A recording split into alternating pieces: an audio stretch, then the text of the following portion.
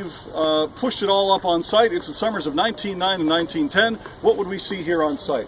Well, you would see about 30 workmen working busy as beavers, putting in 6-day weeks, 10-hour shifts for the grand hourly wage of 35 cents per hour.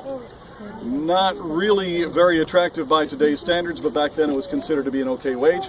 50 cents an hour if you were a bricklayer. And as you can see, most of the buildings on site are made of concrete with brick on one or both sides. The quality of their workmanship still echoes through the ages. They built these things to last. In fact, I'm convinced if you were somehow able to pick this point up, tip it upside down and shake it, that these buildings would still be standing.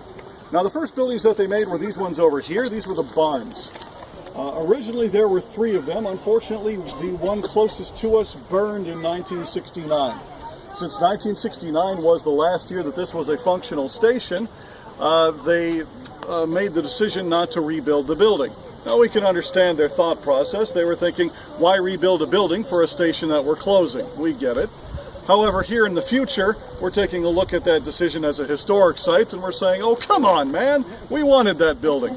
So perhaps in the future, when the funding is right, you may see us rebuild that building, and you can come back in the future and see this location with 3 barns instead of 2, the way that it was for most of its operational years. Now, they're called barns because they look like barns, not because they kept any animals here. In fact, when this station was built, there was no vegetation on this point at all because of a forest fire, and thus there wouldn't have been anything for animals to eat. So they were barns in name only. That brings us to these buildings, our keepers' homes. These were the next that were completed. 3 homes for 3 keepers, because that's how many we had on staff during the shipping months of the year from April to December. Those 3 fellows would participate in various daytime chores, such as cleaning the lens, cleaning the inside of the lighthouse, cleaning the windows. Because when you burn kerosene, as we did for the first 30 years of operation, it leaves soot all over everything, and that had to be cleaned daily. That was a big job that they all participated in. By night, each man did his own 4-hour night watch. So you had an 8 to midnight shift, a midnight to 4 in the morning shift, and a 4 in the morning to 8 in the morning shift. And during that time, each man would make sure that the lens was lit and turning the way it's supposed to be. So what this boils down to is that the men that manned this station would be putting in 60 to 100-hour work weeks every single week during the shipping season, and none of them got a decent night's sleep the entire time they were here.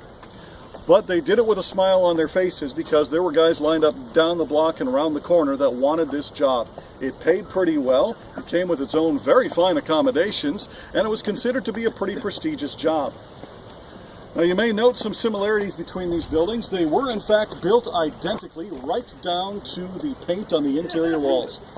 A couple of reasons for that. Number one, it was a government project, and so they built it all from the same template. But number 2, a much more human reason, is that these 3 gentlemen had to work together for 8 to 9 months at a time in relative seclusion from the rest of humanity, and the U.S. Lighthouse Service did not want petty jealousies over their accommodations to cloud their working relationship. Hence, these buildings were plush and identical right down to the paint. The only thing to be jealous about then is that this first fellow here had a little shorter commute to work than his buddies. Otherwise, it's all the same. Very unusual buildings, these. They have full basements, which means that back in the summer of 1909, you would have seen guys with hand tools drilling pilot holes down into the heart of north of site rock to drop in dynamite charges and blast out the foundations of these buildings. Extremely hard work, but worth it once you had it in place, because each of these buildings had its own coal-fired steam boiler for heat right from day one, and each of these buildings had its own 1,600-gallon cistern that collected rainwater to serve as a backup water supply. You may note that the gutter system from this first building does not drain to the outside. It drains to the inside. That's where that rainwater would be collected. Now, the main water supply was the lake itself. We had a pump house down to the western end of the peninsula, which would pump water up to that building, the fog signal building, which was heated, and from there it could be distributed to the homes. The problem was there was no way of burying those water lines, so every spring and every fall they would reliably freeze up. Hence the need for a backup water supply built on rainwater. Again, the people that built this place thought of everything.